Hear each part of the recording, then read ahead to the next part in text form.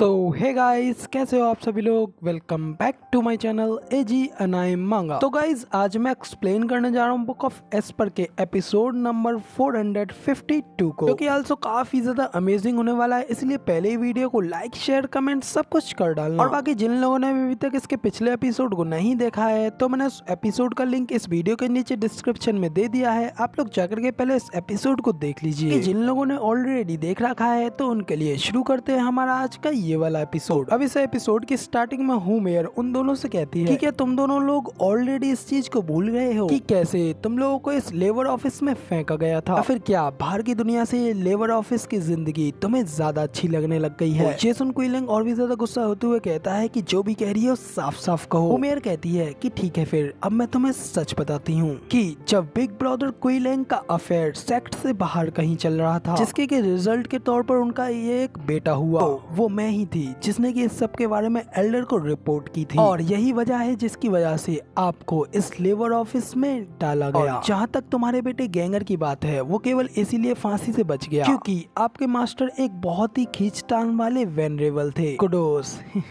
तो अब इधर होमेयर की ये सारी बातें सुनने के बाद में क्विलिंग काफी ज्यादा हैरान हो गया होता है और उससे कहता है कि क्या वो तुम थी। जबकि दूसरी ओर होमेयर आगे यूलिंग से कहती है कि जूनियर सिस्टर, क्या तुम्हें अभी भी वो 5th ग्रेड के पिल्स के बारे में याद है? मैं तुमको इसके बारे में टिप देने के लिए काफी ज्यादा दयालु थी ताकि तुम उससे चुरा सको और अपनी बहन की कॉन्स्टिट्यूशन में उसकी इम्प्रूवमेंट ला सको। और बिल्कुल ऐसा ही हुआ। तुम इसके साथ जा करके मेरी उम्मीदों पर पूरी तरीके से खड़ी होती और फिर मुझे बस इसके बारे में तुम्हारी सिर्फ रिपोर्ट ही करनी रह गई थी। तो अब इधर होमेयर की ये बात सुन करके यूलिंग भी काफी ज्यादा हैरान हो गई होती है और कहती है कि क्या वो तुम ही थी जिसने कि मेरे इस बारे में रिपोर्ट की थी, और पिछले दशकों में हमारे साथ जो भी कुछ कष्ट हुआ वो सब का सब कुछ सिर्फ और सिर्फ तुम्हारी ही वजह से था। मगर क्यों? आखिर तुमने ये सब क्यों किया? क्योंकि हमने तो तुम्हारे साथ कभी भी गलत तरीके से ट्रीट नहीं किया, तो फिर आखिर तुमने हमारे साथ ये सब क्यों किया? तो होमेयर कहती है कि हाँ, ऑफ कोर्स मेरे पास इस चीज के लिए एक काफी ज्यादा अच्छा मोटिव था, क्योंकि वरना तो मैं बिना किसी बात के फिर अपने दोस्तों के पेट में छुरा घोंपना क्यों ही चाहूंगी। बिग ब्रदर क्विलिंग, जब से आप मुझे यहाँ पर लेकर आए हैं तब से मैंने हमेशा आपकी रेस्पेक्ट की है, लेकिन आपको उस रात अपनी पैंट खींच करके मुझे मना नहीं करना चाहिए था। यहाँ तक कि आपने इसे सेक्ट के रूल्स कहने का भी साहस किया, जो कि डुअल कल्टीवेशन करने के लिए तो अनुमति देता है मगर प्यार करने के लिए नहीं। और आप क्या सोचते हो कि आपके इधर उधर घूमने और यहाँ तक कि आपका एक बच्चा होने के बाद भी मैं आपके उस बकवास के ऊपर विश्वास करने लगूंगी जैसे कि आप डुअल कल्टीवेशन कहने का ट्राई करते हो। होमेयर की ये बात सुनने के बाद में क्विलिंग तो बिल्कुल पूरी तरीके से हैरान ही हो गया होता है। उसे कहता है कि क्या बस यही एक छोटी सी बात थी जिसकी की वजह से तुमने ये सब किया? तो होमेयर कहती है कि शांत रहो, ऑफ कोर्स बस इतनी सी बात नहीं थी। जो बात सबसे ज्यादा अधिक मायने रखती थी वो बात थी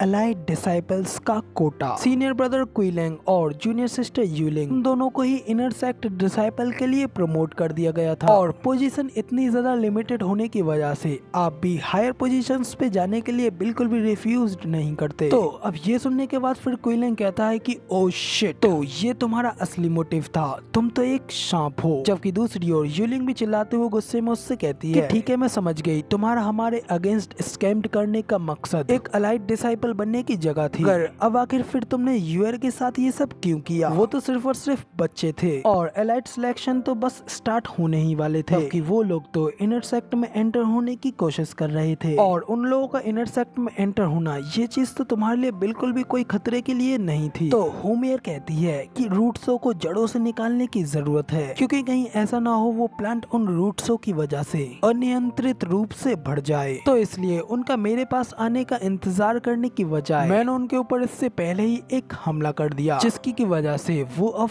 क्रिपल हो चुके हैं, अब वो कभी भी आगे नहीं बढ़ पाएंगे। तो अब आप ही मुझे बताओ कि अपने ही हाथों से उनकी हत्या रचने की साजिश के अलावा मेरे पास आखिर और क्या ही चॉइस थी? मैंने सुना था कि सेक्ट लीडर इस सेक्ट में खुद एक डिसाइपल लेकर के आए हैं, इसलिए मैंने उस डिसाइपल का टेस्ट लेने के लिए एक लड़की बुलाई, क्योंकि उसे मरवाना मेरे लिए इतना ज्यादा बुरा आउटकम नहीं आता। लेकिन वो लड़का जूफेन सचमुच में एक लूजर निकला। इसकी वजह उसे खुद ही चोट लग गई और एंड पे जाकर के उसे लेबर ऑफिस में डाल दिया गया। तो इसलिए मेरे पास इन योजनाओं का सहारा लेने के अलावा और कोई चॉइस नहीं रह गई। तो अब इधर हुमेर के मुंह से जूफेन के बारे में ये बात सुनने के बाद में क्विलिंग और यूलिंग दोनों ही जूफेन के बारे में सोचते हुए घबराते हुए अपने मन में कहती हैं, आखिर इसकी इतनी ज्यादा हिम्मत कैसे हुई कि ये जूफेन को एक लूजर कह रही है। मेरे ख्याल से तो इसे सचमुच में नहीं पता है कि जूफेन आखिर कितना ज्यादा स्ट्रॉन्ग है। तो अब इधर क्विलिंग इतना सोचने के बाद में फिर हुमेर से कहता है, हुमेर, भले ही आज हम दोनों को इस सेक्ट में सजा क्यों ना दी जाए, मगर आज हम दोनों तुम्हें यहाँ पर मार के ही मानेंगे। इतना कहकर के क्विलिंग और यूलिंग दोनों ही हुमेर के ऊपर अटैक करने के लिए बड़ी तेजी से आगे बढ़ जाते हैं। जैसे ही वो लोग हुमेर के ऊपर अटैक करने के लिए करीब पहुंचने वाले होते हैं, तभी अचानक से उनके पास की दीवार टूट जाती है। इसी के साथ क्विलिंग की छाती पर किसी एक बंदे की लात लगती है। इसी के साथ दूसरी साइड पे वो बंदा यूलिंग के पेट पर भी अपना पाम अटैक करता है, जिसकी की वजह से वो दोनों लोग पीछे की ओर दूर जाकर के घसीटे जाते हैं और सामने की ओर अपने ऊपर अटैक करने वाले बंदे की ओर देख करके काफी ज्यादा हैरान हो गए होते हैं और कहते हैं कि ये क्या, ये तो सेकंड सीनियर ब्रदर लिu ज़ू है। कि लिu ज़ू भी उन दोनों लोगों से कहता है, जूनियर्स, इतनी सालों तक लेबर ऑफिस में रहने के बावजूद भी तुम अब भी काफी ज्यादा स्ट्रॉन्ग हो, यहाँ तक कि मैं एक 5th layer radiant stage cultivator भी तुम्हें रोक करके नहीं रख सकता। इधर लिu ज़ू को देख क्विलिंग भी चिल्लाते हुए उससे कहता है कि लिu ज़ू, क्या इसके साथ तुम भी इस सब में इन्वॉल्व हो? लिu ज़ू कहता है कि तुम जो कह रही हो मुझे उसका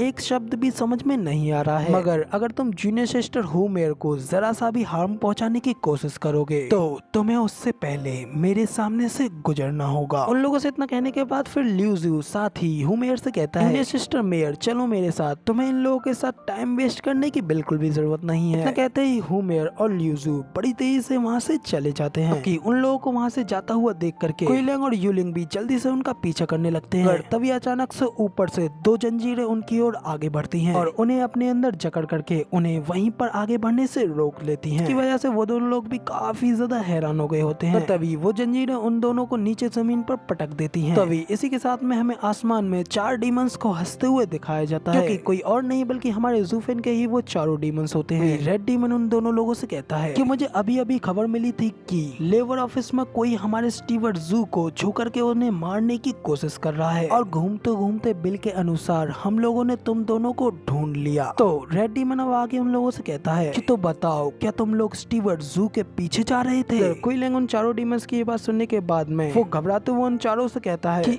कि स्टीवर्ट ज़ू वो कौन है और आखिर तुम चारों लोग कौन हो? तुम लोग यहाँ लेबर ऑफिस में क्या कर रहे हो? अब इधर क्विलिंग की ये बात सुनने के बाद में वो 4 डीमंस भी अपनी आंखें लाल करके उन चारों लोगों को घूरने लगते हैं, जबकि रेड डीमन गुस्से में अपने दांत पीसते उन लोगों से कहता है कि फॉर गॉड सेक, हमारे नाम बहुत ही ज्यादा ग्लोरियस है। ये पूरा एंटायर सेक्ट हमें डिमोनिक कल्टीवेटर हीरो चौकड़ी के नाम से जानता है, लेकिन फिर भी तुम लोग ये कहने का साहस कर रहे हो कि तुम लोग हमें नहीं जानते। इसके लिए तो तुम्हें हजारों कट मारे जाने चाहिए। तो अब इतना कहने के साथ ही वो चारों लोग अपना किलिंग इंटेंट रिलीज करते हैं उन लोगों की और आगे बढ़ने लगते हैं। मगर इसी के साथ हमारा ये वाला एपिसोड यहाँ पे पूरी तरीके से कंप्लीट हो जाता है और अब इसका अगला एपिसोड आप लोगों को कल देखने को मिलेगा। फिलहाल वीडियो पसंद आई हो तो यार एक लाइक कर देना, साथ ही कमेंट करके जरूर बताना कि आपको हमारा ये वाला वीडियो का एक्सप्लेनेशन कैसा लगा। और चैनल पर नए हो और आगे भी ऐसी अमेजिंग वीडियोस को देखना चाहते हो तो इस चैनल को सब्सक्राइब जरूर से कर देना। शुक्रिया।